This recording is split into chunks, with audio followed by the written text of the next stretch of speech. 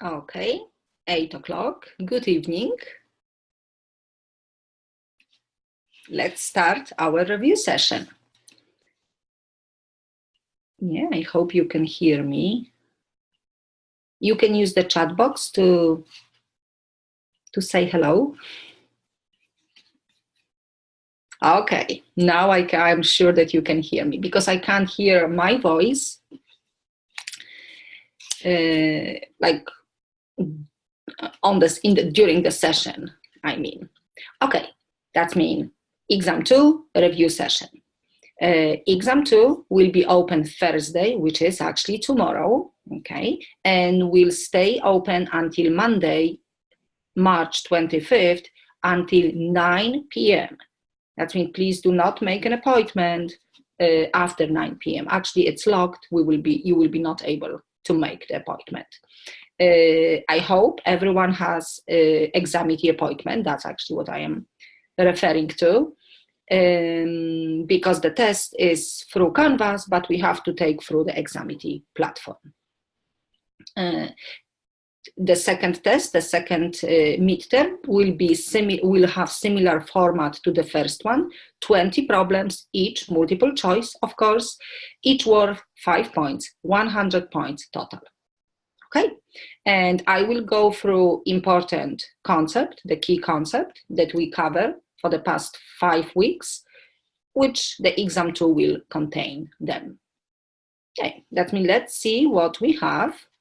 We did cover the whole chapter 11, and I will start the review session with chapter 11, which is infinite sequences and series. Okay? And we know the convergence, divergence test. And at the end of the session, I will come back to one of the sections from chapter 6, I believe, the indeterminate forms, 6.8. And then we also have one more section in chapter 7, improper integrals, section 7.8. Okay, that means I will do this like a little bit the reverse order. Okay, that means let's start. Okay, I will change my screen. And as I said, I will start with sequences, with chapter 11. That means the main questions regarding the sequences, it will be construct like that. Determine whether the following sequence is convergent or divergent. And if it is convergent, we have to find a limit. Okay, like converges to what value? Okay, let's start. 2n plus sine of n over n plus sine square of n. Okay? That means I see some trigonometric expression, and since computing a limit of the sequence, I know that I can apply any rule that works for a function. That means this one looks really good because I have the periodic function sine. I will use the squeeze theorem. I can say that my quantity 2n plus sine of n over n squared can be squeezed between, I can copy n plus n squared, n plus n squared, 2n, and now, hang on, something is wrong, sine square. I will not copy this. And now sine of n, the maximum value of course is 1 and the minimum value is -1, sine for any angle. Sine square, actually the maximum is also 1, but the minimum is 0 because we can't have negative values. Okay, any square quantity is positive. That means it's greater than 0. Okay. That means now we can look at this limit and this limit as n, of course, goes to the infinity. And we do have 2n over n, the leading terms. This limit is 2, this limit is 2, then the middle one is forced to be 2. Okay? I know that probably some of you will say right away, because you will kind of ignore this, you will just focus on the leading terms. Because sine function theoretically doesn't like exist at infinity. It's just one, the maximum value is 1, and it's oscillating between 1 and -1. And that's what we're looking at. That means this sequence is convergent. Convergent, converges to 2. Okay. The next one is square root of 4n minus 1 over n plus 1. Okay. We do have a few students in the classroom. Do you think you can tell me the limit? Like what this sequence, because it's definitely convergent, right? 4n minus 1, n plus 1. That means we know that we have to look at inside, and also we're looking just at the leading term. 4n over n is 4, square root of 4 is 2. Okay? I can say the sequence converges to 2. Square root of 4, 2. Okay. And of course, we know what this means, right? Converges to 2 means that all of the terms, like very, very far away from 0, of course, at infinity, they all look like, they all are close to 2, because they still like increasing or decreasing, depends what we have, but they are close to 2. That's we have almost like all of them are 2, 2, 2, converges to 2. Okay. This one, 1 plus -1 to the n over root n. Okay, that means something is happening on the top, and it's not even like a power function. It's just 1 plus 1, 1 minus 1. Okay, that means we will have sometimes 2, sometimes 0. But even having 2, the finite number different than 0, and dividing by huge number, infinity, we definitely see that this limit, this sequence converges to 0. Converges to 0, because the limit of this at infinity, this is 1 plus, is 0. We can try just what I said. We can try to list a few numbers. If n is 1, we will have 1 minus 1, which is 0, square root of 1. And then 1 plus 1, square root of 2.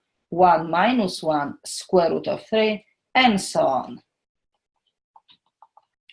Okay, that we can see this is definitely 0, but this will be 2 over root 2, 0 over root 3. And since the denominator is increasing, the whole fraction is decreasing. But the pattern, the values are definitely approaching a small number, 0. Okay, next example, the sequence e to the power of 1 over n over arc tan n. Okay, that means if n is huge, how, and I can maybe rewrite, because I know that some of you like the inverse tangent notation. This is, of course, 1 over huge number. That's not a good. It's just 0. And inverse tangent at infinity is just pi over 2. Yeah. We know the pattern. This is just pi over 2. And this is negative pi over 2. That's inverse tangent of n. Of course, n is just the dots, the discrete values. Okay, that we have 1 over pi over 2, 2 over pi. That means this sequence converges to 2 over pi. Okay. Natural log of n over logarithm base 7 of n. Okay. And we have to make sure, like, because we also know that we can compare the growing rates, the relative growing rates. And if the denominator is faster, then always the limit is 0. But what I will do, I will rewrite I will use the base change formula. That means I will keep this, and the log base 7 of n, I can rewrite as a ln of n, ln of 7. Log base a of b can be rewrite as a n log, let me say ln. ln of b, that's b, and ln of a. I mean, that's the formula for changing the base. That's, you can see I did change the base, and then I will have natural, just to see the arithmetic, dividing by fraction means multiplying by the reciprocal. This is gone, and just the finite number, natural log of 7 stays. That means this is convergent. Converges to, because we have to know, you will have a list of numbers, the option to choose from, and we have to know if it is convergent, it's convergent to what number. Okay, I have another one, interesting. 2n squared times 2n minus 1 factorial over 2n plus 1 factorial. Okay. The same thing, I would say that because I see like n squared and I see factorial on the top, and factorial is quite powerful, we know that it's growing really fast. That's mean looking at first, I will say that the top of this expression grows faster, and I will say, oh, this is infinity. But since it's another factorial and it's of the bigger number, we can see this is 2n minus 1. And this is 2n plus 1. We do have two numbers difference. I will definitely try to use the arithmetic to eliminate factorials and then look at the degree of the function. That's we have to simplify. So what we will do, of course, computing a limit, 2n squared. And now, if we have two factorials, like 5 factorial over 7 factorial, okay? That's mean what we can do in order to simplify this, I'm always looking at the number greater, okay? That means 7 is greater than 5. That means I will leave this one for now, because the greater one I can rewrite in terms of the smaller one. 7 factorial, it's simply 5 factorial, and then I have to fill out the gaps up to 7. Using the counting number, 6, 7. 5 factorials times 6 times 7. And then easy.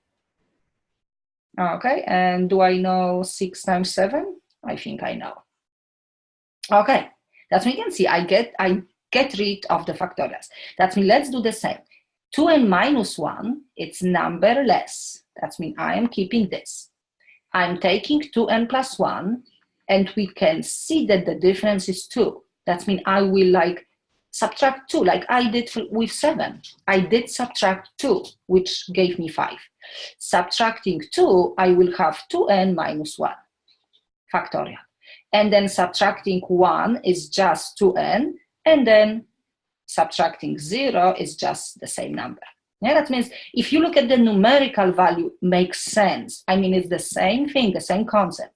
2n minus 1 factorial times 2n plus 1. Yeah, I kind of have 5, 6, 7.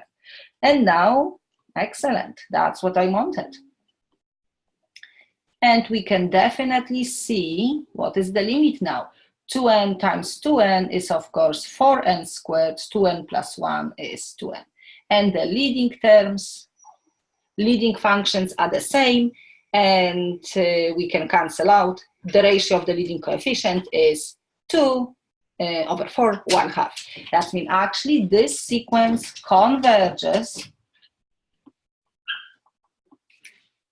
to 1/2.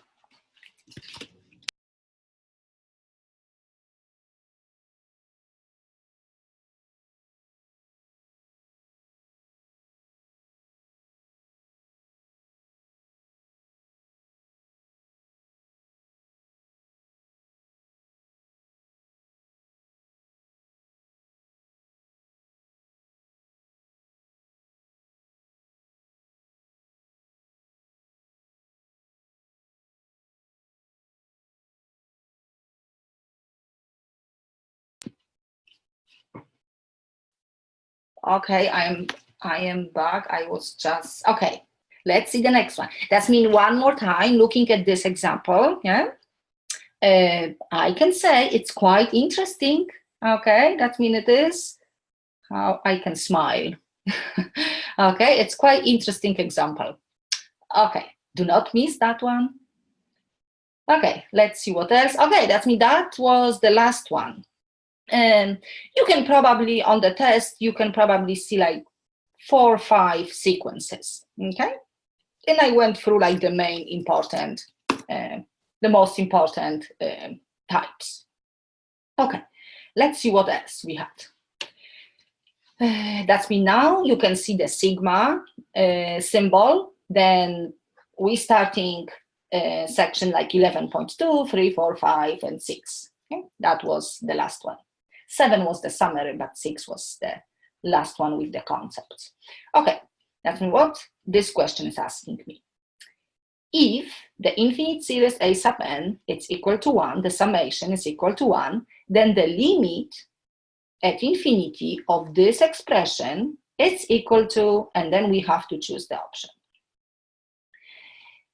And what is important, like what theorem I'm testing? Looking at this, okay, looking at this information, actually, do you think what is the limit? Ln of a sub n plus 2 over 3 minus a sub n. Do you think possibly the option A, which actually it is correct? Okay, Luana, it is correct. Okay, I really was thinking, you probably, yes, I was thinking, that's mean, yes, this is the correct option. Okay, that's mean now, let's just clarify it. This box is just telling me that this infinite series is convergent. Okay, that one, that summation 1. And theoretically, I can put any number. I can put this summation is equal to 1, 10, 100, even maybe negative, I don't know, -1, -100. This is just the information for me that the sum exists and it's convergent. And if the infinite series is convergent, we know that the limit of that sequence is always 0, always. Okay, because we have to, at some point, we have to like start adding tiny numbers to have the convergence. We also know that this property, this theorem, doesn't work the other way. If the limit is 0 of the sequence, we know nothing. We have to use some of the tests. Yeah, that's not enough information. But this way, if the infinite series is convergent, the limit is always 0. And that means remember this, yes, you can earn easy 5 points. So then I can simply think about 0. Ln of 0 plus 2, 3 minus 0. Of course, the answer is A. Okay, do not use that one because it's just the message for us. Okay. Okay, another question. Which of the following is true for the 4 series given below? The first one is the summation from 1 to infinity, 1 over n to the power of 3/2. What do you think? It is convergent? It's a nice simple form of the P series. This is greater than 1. It's definitely convergent because the P value is greater than 1. Great. This one, excellent. The P is 2/3 less than 1 is divergent. Okay, oh, I'm trying, actually, let me organize my page. 2/3 less than 1. Okay, now this one, a quantity 3/2 to the power of n. To the power of n. N is placed in the exponent, that means this is the geometric one, and the common ratio is 3/2. If the common ratio is actually greater than 1, it's the geometric series, but divergent. Okay, we know all of the rules. And now, number 4, -1 to the n over n to the power of 2/3. Okay, that looks kind of similar to the second one, but of course, it has it's a big difference between these two because of that alternating part. That's what I see. I see -1 to the n. I may try to use alternating series test. For the alternating one, in order to test my formula, I'm ignoring for now this, and I'm only looking at the b sub n, which is 1 over n to the power of 2/3.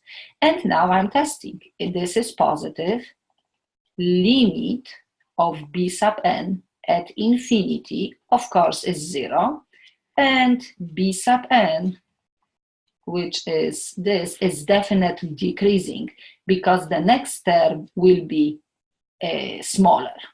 If I will add 1, I can say this. That means it is decreasing. Okay, that means check, check, and check. I can say this infinite series is convergent by alternating series test. Okay, that we did a quite good list of series and of course tests. And please make note, because this is also important slide, looking again at number 2 and number 4. Okay, number 2 is simply like, it's not alternating one. That means taking this formula, I will be not allowed to use all of this, like to check all of these conditions, hypothesis. No, I have to look at this like it is, and of course p is less than 1, it's divergent. Okay? This one is different story because I have the alternating one. That means I'm testing and I'm satisfying all of the condition. It is convergent. That we make sure that you see the difference. Yeah, you can pause the video, you can look at this, and you can say, oh yes, I see the difference. Okay, that we have the first one and the last one, convergent. The first one and the last one.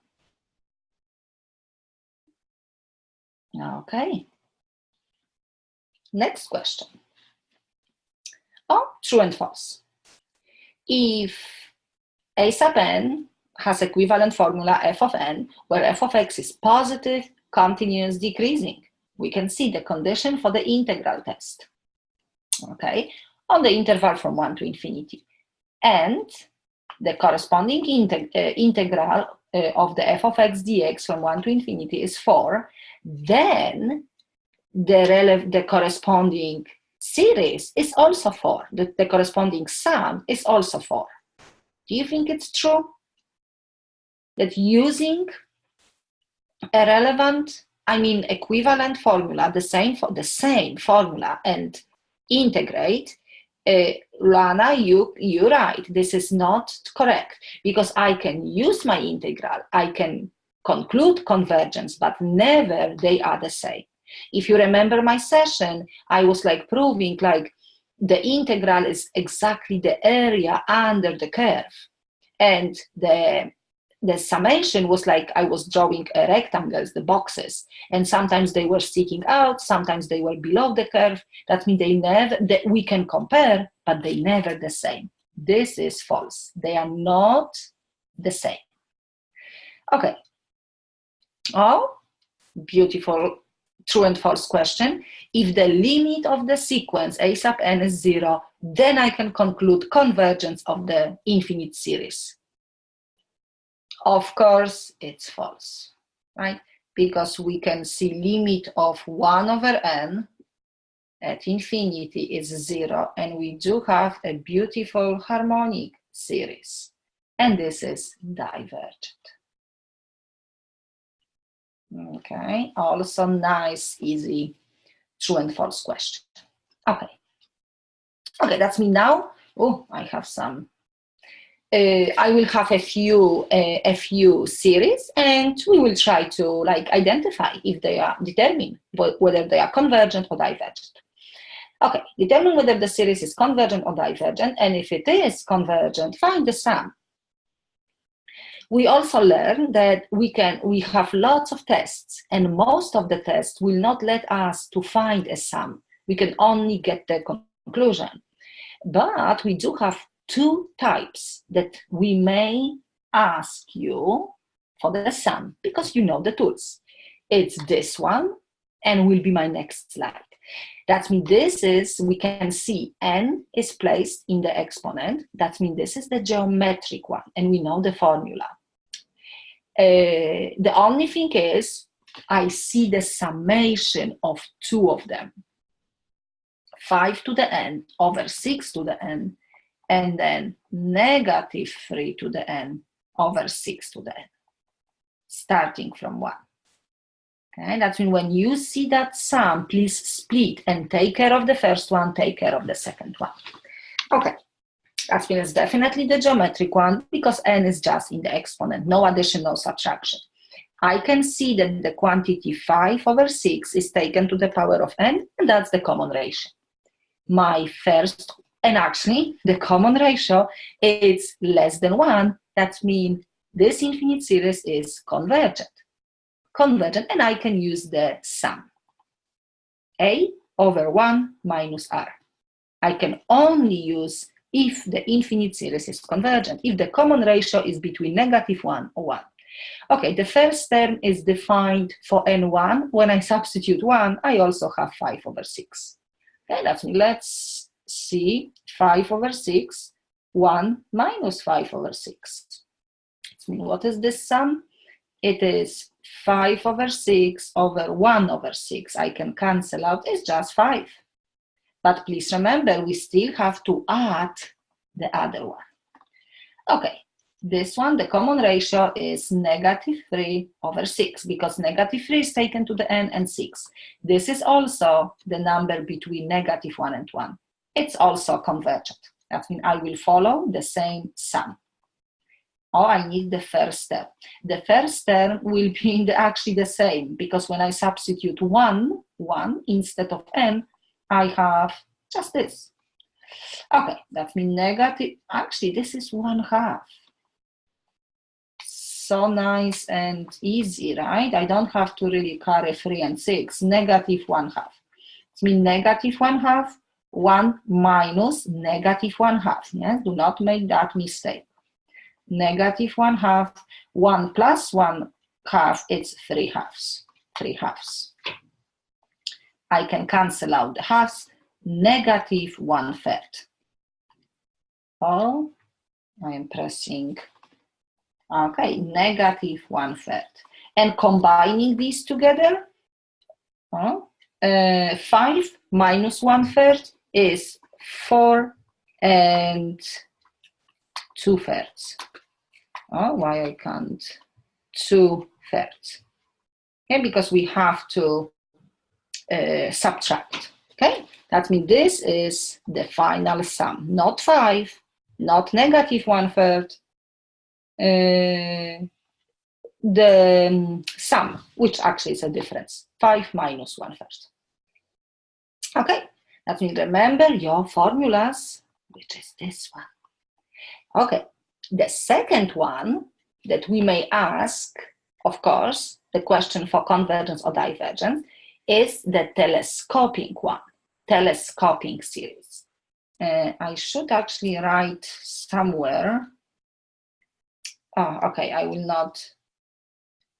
Okay, this was the geometric one, and this one is the telescoping. Telescoping series. How can we recognize this? We will see the difference between two terms that are almost identical because they came from the same sequence, but they will be like a neighbors. And we can see e to the power of 1 over n, and another one is e to the power of 1 over n plus 1. Okay? I can also put n plus 2 or n plus 3, but I will keep the same main formula. Okay.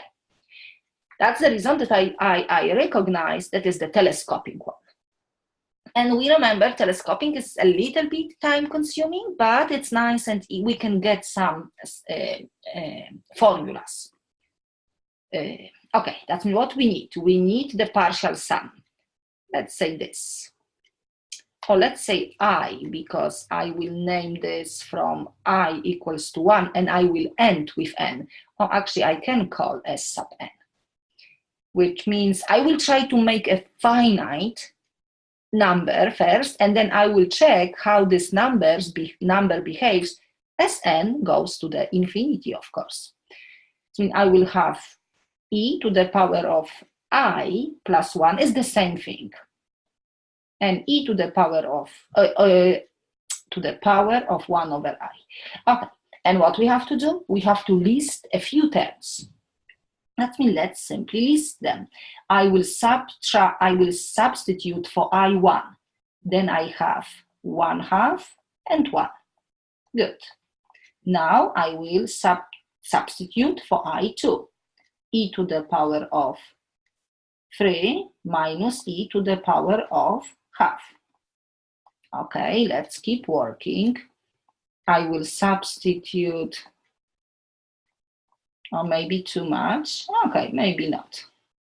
I will substitute instead of I3, instead of I4, instead of I5, and I will make some gap, and I will also do a few terms at the end, which means the last one will be n, one before n minus 1, and one before that n minus 2. Okay, let's substitute.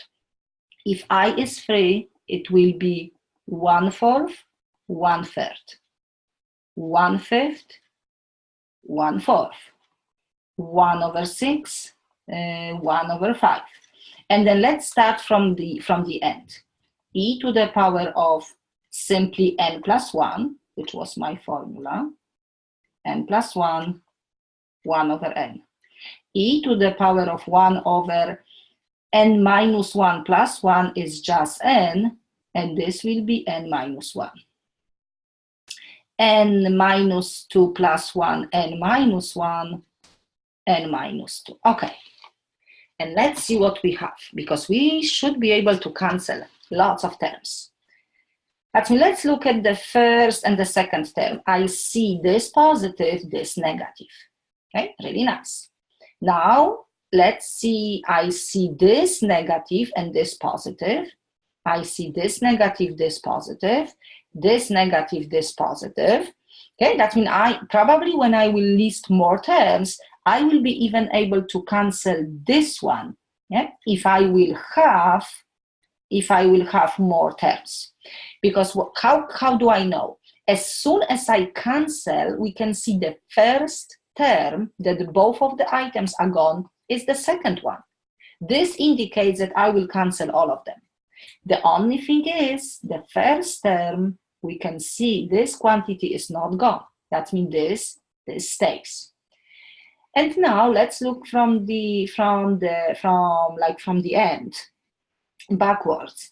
I see this negative, this positive, this negative, and this positive. That we can see. Look, the same thing. Looking now from the backwards, I see that the last term, the last before the last one, the term before the last one, we eliminate both of the terms. This means that going this way, I will eliminate all of the other terms. That means this will be cancelled out if I will list more terms. And you can see this is not cancelled out. And when you will solve, you can check some sample problems that I gave you in week 10, I believe, or 9. And I have more problems like that. It is always the same pattern. Like looking at the first term, we can see I didn't cancel the second quantity. Now, looking backwards, I will copy the same pattern. I have two quantities and of course backwards, yes? The second quantity is not cancelled. That's the reason that it's telescopic. It's like a mirror image. Okay, every other will be cancelled because all of the other terms will cancel. Okay, that means the blue circles are my formula. The S sub n, the partial sum, is e on negative. Negative e to the power of 1 plus e to the power of n plus 1. Okay, and now computing a limit at infinity, because we have to know how this quantity behaves at infinity. I can say negative e because I can skip 1. Okay, negative e plus e, 1 over n, 1 over infinity, of course, is 0. Negative e plus 1, which I can write a little bit nicer, 1 minus e. And this is the sum. It is convergent to 1 minus e. Really nice example, okay, of the telescopic one. It is time consuming, but if you know what you're doing, if you really practice, you will be good. Okay? You can also review this problem, okay, as a practice, and hopefully you will get points from this type of question. You will not miss. Okay, let's keep moving. Okay, that means now we can have like almost any expressions, any formulas, and we will probably not ask, you will be not asked to find the sum, okay? Because the only type, again, is the geometric and telescopic series that we may compute easily the sum, if it's the case, of course, of convergence. So now, let's look at few different infinite series, and let's see what tests we can apply.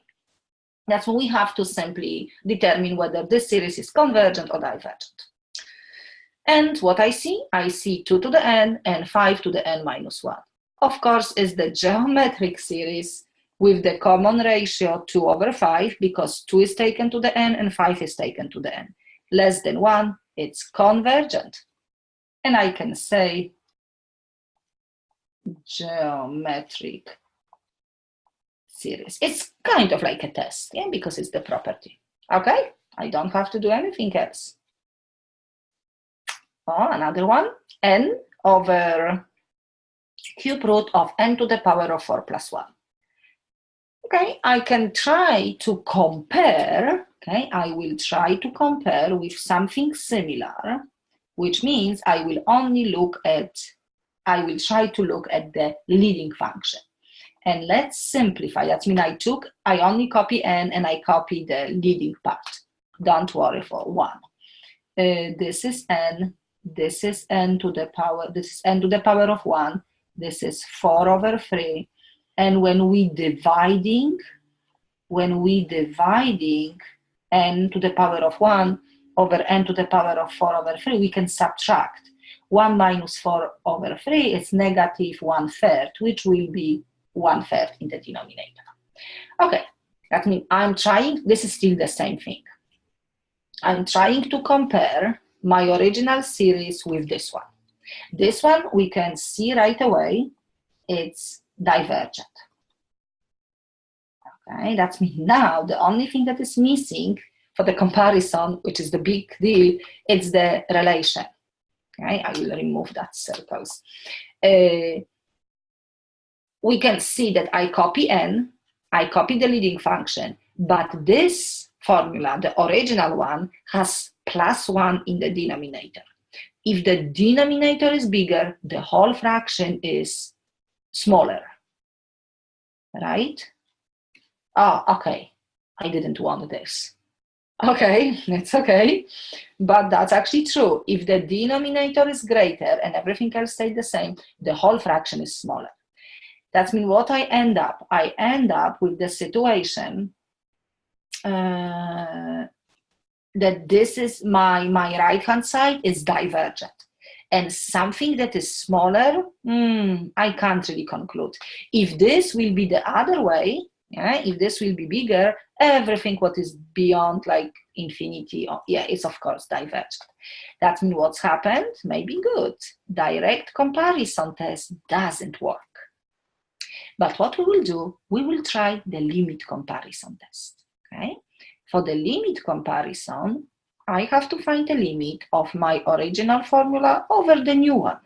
I call a sub n the original one, and the new one that I was comparing with, it's the b sub n.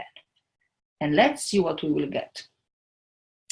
The original one is n over cube root n to the power of 4 plus 1. And dividing by b sub n, I will multiply by the reciprocal. And I will use that form because I can cancel out. And Actually, I will not even rewrite. We can see cube root of n to the power of 4, cube root of n to the power of 4. The same leading function, the same leading coefficient, the limit is 1. If the limit is just a positive number, okay, like the C value, it's a positive non-zero value, then we can conclude what we can say. We can say that the limit comparison test works, and if B sub n is divergent, the A sub n is also divergent. Okay, they behave the same because this of course I will not try now to explain the reason because I did this in that lesson, but we remember having a limited infinity, like the ratio of two functions. If we getting a finite number, this means that they are comparable, they behave the same. That means it's the same thing. If B sub n is divergent, then my original series is divergent. If B sub n will be convergent, I can also conclude convergence, because they always the same. Okay, that means this infinite series diverges, and please be really careful. And the test that we use is the limit comparison test, because the direct didn't work. And we were comparing, of course, with, you can say this, or you can say like any form is good. Okay. Also, please remember, do not pick right away direct comparison test. Okay. The summation of from 2 to infinity, -1 to the n over ln of n. That means what I see -1 to the n, alternating series test. My B sub n formula is just this, and we know it's positive. Limit is definitely 0 at infinity, and B sub n is decreasing because denominator is growing. Decreasing. Check, check, check. It is convergent by alternating series test. Right? Because we know. And also, if one of the condition, we not satisfying the condition, we can't use AST. Okay.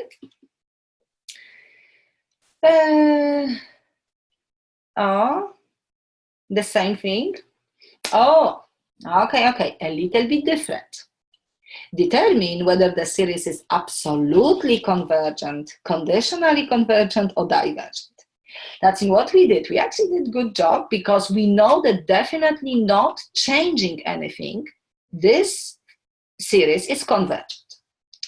That means now what we can do, since they're asking for the absolute convergence, let's take absolute value and let's test it. Of course, this will become 1 and this will stay the same.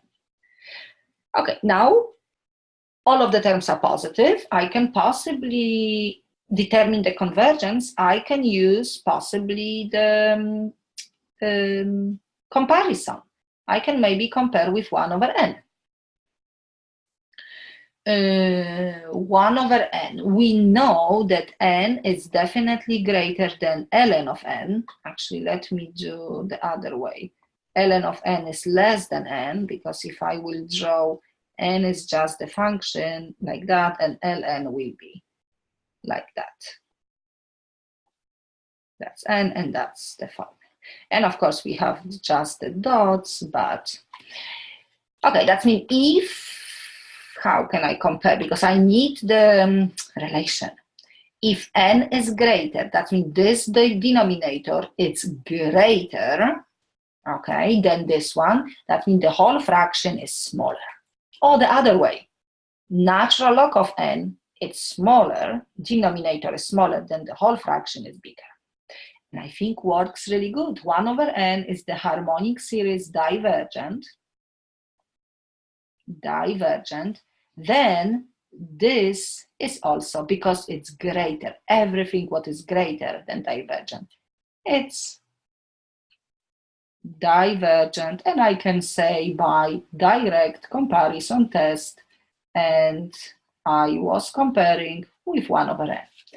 Okay, but we do have, we have to make the final conclusion. Since the absolute value diverges, it's not absolutely, okay? It's not absolutely convergent. But what we always do, if the absolute value doesn't work, we actually coming back to the original one and testing the original one. And we did. And it is convergent. That's the reason that I can say under the certain condition, it is conditionally convergent. It's not absolutely convergent. It's not divergent. Because if I will not do anything, of course, absolute value situation, then I have convergence. But it's not absolutely, but it is convergent, which is conditionally convergent. Also a really nice example. Okay. Determine whether this is absolutely convergent, conditionally convergent, and divergent. And what I see the entire formula taken to the power of n. Do you remember the test that we can use? What is the good test? We all love this test. Of course, if we did practice, okay, root test. Because we have to check a limit at infinity of the nth root of absolute value of a sub n. That means absolute value will take away this part. That means I'm not worried for this one. I will just nth root, and then I have n squared, and I have 3n squared plus 1. Everything it's taken to the power of n, because we can see I can possibly rewrite for you n squared, 3n squared plus 1, and I can make a common power. Okay, having a power and the same root index, I can cancel them out. And now the limit that I have to compute is just this. And we can easily see the limit is 1/3, less than 1. By root test, this is absolutely convergent. Okay? We have absolute convergence by the root test. Okay? Let me pay attention. If the formula is taken to the power of n, it's easy to calculate the nth root limit. Okay, another typical one. The summation of 5 to the n plus 1, and n factorial. If we do have a combination of few different algebraic expression, do you remember what test we will use? Also one of the favorite one. This one is good for ratio test. I know that you still have a few hours to study. Okay, let's do it. Limit of the ratio a sub n plus 1 over a sub n, also absolute value. In this case, each term is positive. I can skip the absolute value. Okay, 5 to the power of n, 5 to the power of 1, n plus 1, n plus 1, n plus 2, and n plus 1 factorial. And times, because I will multiply by the reciprocal of a sub n. I will just flip this. Okay, this is gone right away. N plus 1 factorial, I can rewrite as n factorial times n plus 1. We know that because we just did more complicated one. Okay, what's left? 5 times n plus 2, and then n plus 1 times 5, no, not 5, times n actually plus 1. Yeah, this one and this one.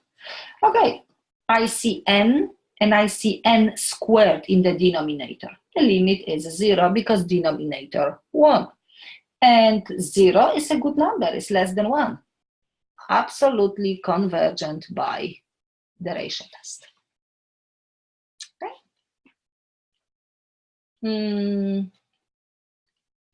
Okay, negative 1 to the n over n times ln of n. Okay, that means first of all what I see Negative 1 to the n.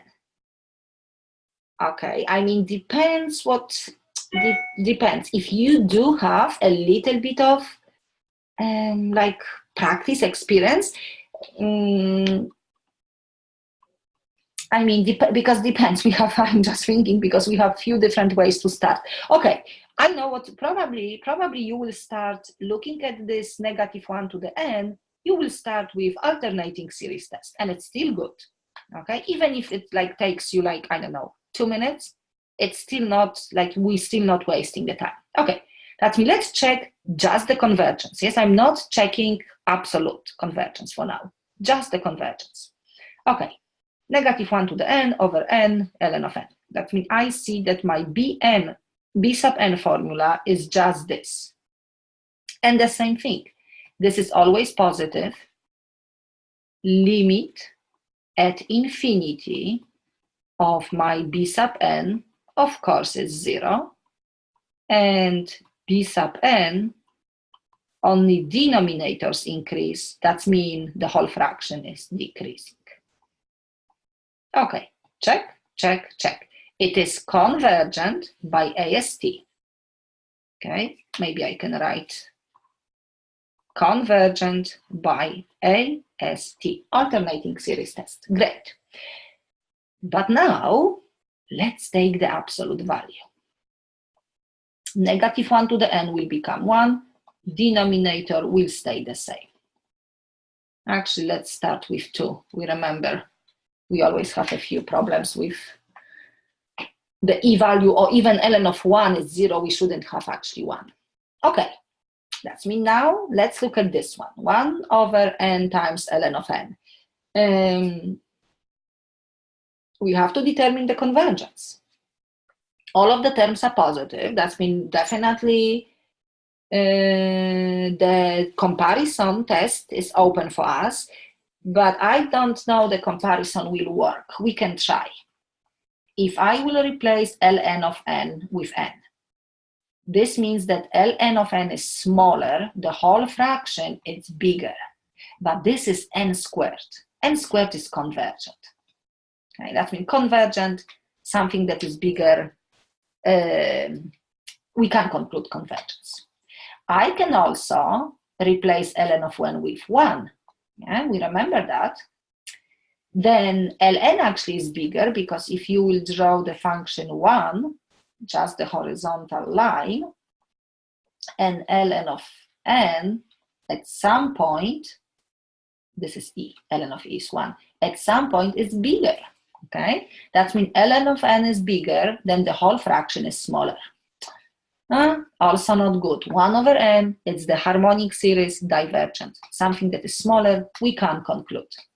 That means I can tell you it's not easy to compare, unless we really find something fancy, but probably not.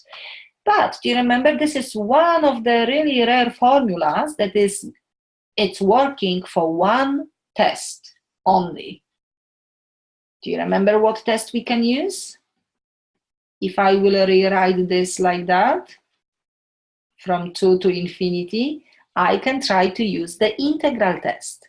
For the integral test, of course, my function must be positive, continuous, and decreasing. Okay? And it is positive, continuous, and decreasing. So I can definitely try to integrate. And let's try, because this could be even your question. Oh, no, I have to put t goes to the infinity. That means I'm replacing infinity with t. And how can we integrate this? What method we will use? Can you see this method, the u substitution? I will let you, yes, thank you, Keith, I will let u to be ln of x. Du is just 1 over x dx, which is sitting for me, waiting to be cancelled out in the integrand. I used to put n, t goes to the infinity. And then we will have 1 over x is dx is du. Okay, just 1 over u du. Okay, and then, we can oh, no, the page has to be organized. If u is ln of x, then this will be ln of 2 and ln of t. We can change the limits. Okay, integral of 1 over u, it's simply ln of u.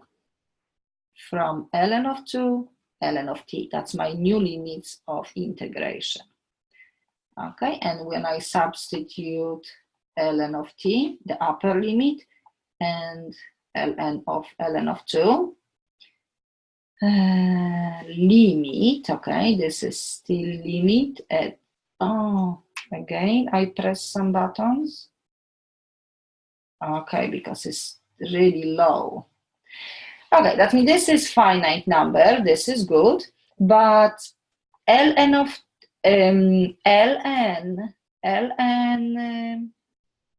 of t at infinity is infinity, and another ln of infinity will go to the infinity. That means it doesn't really matter that this number is finite. We do have infinity. This formula, this infinite series is divergent. Okay, divergent by integral test. Okay, we did prove. Okay, that means if it is convergent as the original one, but not absolutely convergent, what option shall I choose? Can you tell me? Absolutely convergent, conditionally convergent, or divergent? Of course, conditionally. Okay. Remember this. Okay. Beautiful example.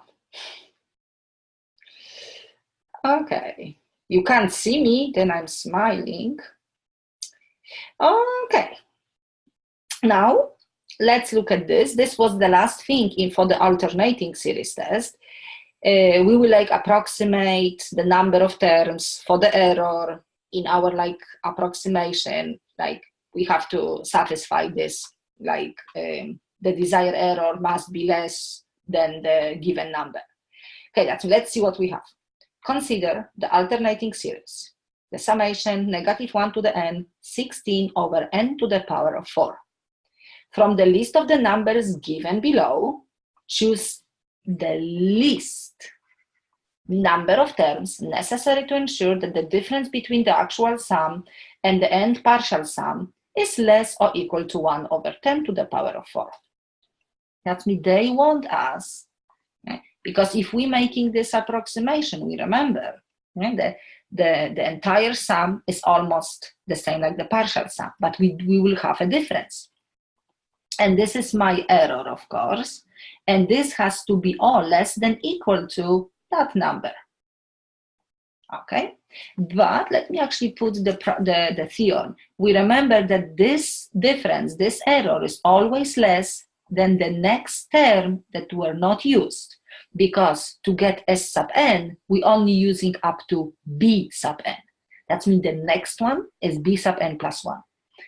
And we know this error will be less than that term, which of course this term must be less than 10 to the power of 4. Okay, it's nice, and if we know the concept, it's nice arithmetic question. B sub n formula looks like it's 16 over n to the power of 4. Okay, because I'm not taking, and again, this is, you think it's B, okay, I can try, we will see. Possibly it's B, because it's 10 to the power of 4. Okay, but one more thing. I mean, we're talking about the sum. That means I don't even have to prove it that this is positive, decreasing, limit 0. It's definitely convergent. Definitely S sub n exists. Okay, that's normally what I will do. I will go step by step. I will find B sub 1. But we can see substituting 1, I have 16. 16 is way bigger than this. Then I will try B sub 2. 16, 2 to the power of 4. Actually, it is 1. Way bigger than this. But we can see it's not even looking at the numbers. Let's try B sub 10. okay, because that's what they actually asking. 16, 10 to the power, 16, 10 to the power of 4. Or we're getting closer. Actually, the 16 is making the whole fraction bigger. But now, when I will use 20, okay, because I'm skipping a few terms, I will have 16 and I will have 20 to the power of 4. 20 to the power of 4 is 2 to the power of 4 and 10 to the power of 4. 2 to the power of 4 is actually 16. That means this is exactly my error, and I'm okay with the equal sign. That means what's happened, this is the n equals to 20, is the first term that satisfies my inequality. That means normally, okay, let's see, we have 19 on the option, because that's what I want you to avoid. I think, Keith, you were right. The answer is B, but let's change. Let's put 19 instead of 10. Okay, because I really want you to know the concept, because we can see the quantity. I shouldn't say maybe n equals to 20. This value, okay, 20 works, which means this is this. Okay, that means if b sub 20, it's the same like b sub n plus 1. What is n? Yeah, we can see what is n. If b sub 20, do you know what I'm asking? I want you to give me the answer. This is the same. b 20, b sub 20, b. That means n, of course, is 19. That means the least number of terms, it's always one less than the number that we found. That means all of the numbers. And then, of course, adding even more and more terms, I'm even making the error smaller. Okay? But 19 is the least number of terms. Okay, n equals to 19. Any number greater than 19 works. That's the reason that we always have to put that word in this question, because theoretically all of the numbers are good. Yeah, because adding like 100 terms, of course the error will be even smaller, but 19 is the smallest number. But I can come back, since we do not have 19, 20 will be the first, the smallest value provided. But 19 is the first option. Okay? Okay. Let's keep working. Okay, that means that was everything. This question was my last question from chapter 11. Okay? Sequences, series, absolute convergence, conditional convergence. Okay. Of course, you can try to look at additional questions from the weekly sessions, because they contain lots of good examples. Okay, and yeah, I will still announce at the end. Also, I will suggest you to do all of the sample tests, and I also open for you the test from last spring. Okay, you have you can take as many times as you want. Nobody will see the result, and it's also a good test. Okay? You will see the type of the question, the type the way that I ask the questions. That's in practice a lot. Okay, we will finish the session soon, but we still have to solve a few limits, and then maybe one or two improper integrals, and we will be done. Okay. Most of the limits will have indeterminate form, yeah? And we have to know how to deal with it. Okay, find the following limits, and that's the first one. Limit at infinity, e to the power of x minus e to the power of negative x over 4x squared. Do you know the answer right away? This is leading function, this is leading function. We are at infinity. E to the x is winning. Yeah? We may try to apply the L'Hopital rule, but we don't have to, if we know that function grows much, much faster. Done. Okay, this one is different. I can't do as x as quick as the first one because it's at 0. That means we will not, now only at infinity. Okay, e to the x minus e to the negative x minus 2x, 1 minus sine of x. When I substitute 0, I believe I have e to the 0, 2 times 0, sine at 0. Oh, did I copy something wrong? Because I wanted to be the indeterminate form. Because what we have, we do have 1 in the denominator. Ah, that's not good. Let me check. No. I know, but it's still 0. Oh, I know my mistake. This is supposed to be x. Because this is 1 minus 1 minus 0. Actually, that's funny. 1 minus 1 is 0. But if this is x, okay, that's what I wanted. Okay, we do have indeterminate form. This is my typo. Okay, I will correct this. Okay, that's when we do have 0 over 0. And if we have 0 over 0, we can use the L'Hopital rule. We remember what it is. We have to find the derivative just of the top function and separately of the bottom one. Derivative of e to the x is just e to the x. Derivative of e to the negative x is e to the negative x, but negative in front, which will become positive. And negative 2x is negative 2. Derivative of x is 1. Derivative of sine of x is cosine of x. Let's see what we have now. E to the 0, it's 1. E to the negative 0, we don't have negative 0. It's 0, it's 1. Again, 1 plus 1 minus 2 is 0. And, okay, what is cosine at 0? Oh, it is 1. Okay, that we do have, again, 0 over 0. Correct? Oh my gosh, the arithmetic, yes? The easiest stuff are always the most complicated. That means since we do have 0 over 0, because we have to check, yeah? If we do not have 0 over 0, we're not allowed to use the L'Hopital rule. But I think I am allowed to use again. Let's see what's happened.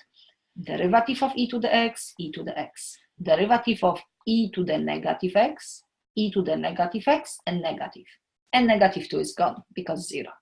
Derivative of 1 is 0. Derivative of negative cosine of x will be negative, and negative sine, which is actually positive. Sine of x. Okay, now again 0 over 0. 1 minus 1, 0, sine at 0, 0. Okay, let's apply the third time. E to the x, e to the x. E to the negative x, e to the negative x, and negative, negative, and negative, positive. Derivative of sine, cosine. Okay, now I think we have the final answer. E to the 0, 1, e to the negative 0 is still 1, cosine at 0 is 1. The final answer is 2. Okay, nice, but do not make the mistakes. Also nice example. And you may notice we may apply the L'Hopital rule a few times. Oh, that's beautiful because it's limited infinity. Who can tell me the answer? 2 e to the power of 5x. Yes, and the rest of the stuff. 7 e to the power of 5x, and the rest of the stuff. Of course, that's the leading terms. They are the same, the ratio of the leading coefficient. Really good. You see how we can save time on some of the problems. Okay. This one is 2x, which is infinity. 1 over 2x is 0. Sine at 0 is 0. That's when we have another indeterminate form. Having a product, we will rewrite as a quotient. That means I will, oh, that's not n. Of course, I I will flip 2x. We remember from product, we have to get the quotient, and we will flip one numbers. Okay, now I have 0 over 0. I can definitely use the L'Hopital rule. But actually, do you remember this property, sine of x over x? Because we know how to use the L'Hopital rule. Who remembers that limit from Calc 1? This limit, of course, is 1. That means, let's see what's happened. We have sine of 0 over 0 over identical 0. Let's look at this one. Doesn't matter that this is infinity. We have to have this formula to satisfy like the same thing. That means, let's see, 1 over 2x as x is infinity, this is 0, and this is identical 0. That means I can say that my limit is actually 1. Okay? It's definitely 1. If you will apply the L'Hopital rule, because we perfectly allowed, you will also get 1. That's 1. Okay, but I will keep it like that, shorter. Short and sweet. Okay, limit at 0. Arctan at 0 is 0. 0 plus 0 is 0. Okay, another nice limit ready for us to use the L'Hopital rule. Why I'm writing n? Of course, we know why. Okay, what's the derivative of arctangent of x? Because I know that's the midterm 1, but still, yes, it's 1 over x squared plus 1. Really good. And then derivative of x cubed, I can write, because that's easy. Okay, can you substitute? Oh, hang on, this is 0, right? Can you substitute 0 and tell me the final answer? Because I think we're not really allowed to use the L'Hopital rule again. If we substitute 0 on the top, we have 1. If we substitute 0 in the denominator, we have 6. Done. Also nice limit. And 1 plus sine at 0 is, of course, 0, and 1 over 0 is infinity. And we remember the power form. Right? We will rewrite this as a e to the power of actually limit first. Limit as, do I have, oh no, okay, I don't have this one. Limit, and then e to the power of ln, and I can copy my number, 1 plus sine of x and 1 over x. And since we have not logarithmic function, this exponent can travel in front. This means I will have a limit at 0, e of 1 over x, ln of 1 plus sine of x. And we know that we can only focus on that limit. I mean on that exponent. Because the whole x expression is in the exponent. Okay. Okay, and the final answer will be e to the power of that number. Okay, let's focus on that limit.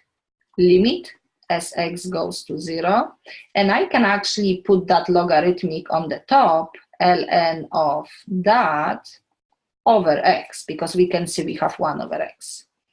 ln of 1 is 0, we do have 0 over 0, we can apply the L'Hopital rule. Not n, x.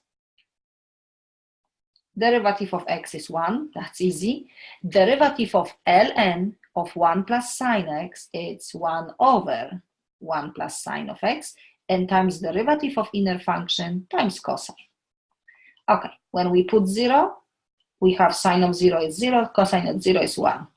Okay, it's just 1, but please do not choose the option 1, it's the e to the power of 1, which is e.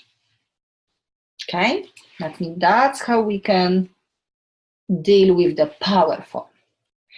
Okay, And I do have, that means that's everything for the 6.8, for the indeterminate form.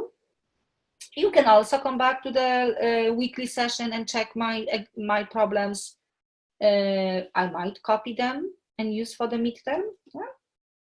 And I do have 1 and 2 improper integrals. Yeah, this is nice integral from 2 to infinity, dx over x ln of x squared. So we can check if the integral diverges or converges. We remember we have to rewrite, I just did this today. Infinity is a problem, that means I'm rewriting as a t and indicating t goes to the infinity. X, natural log of x squared. And we did similar today. I will let u to be ln of x. Du is 1 over x dx, because we do have that x to be cancelled out. Limit as t goes to the infinity. This will be ln of 2. This will be ln of t. And 1 over u squared du, because dx over x is du. Okay.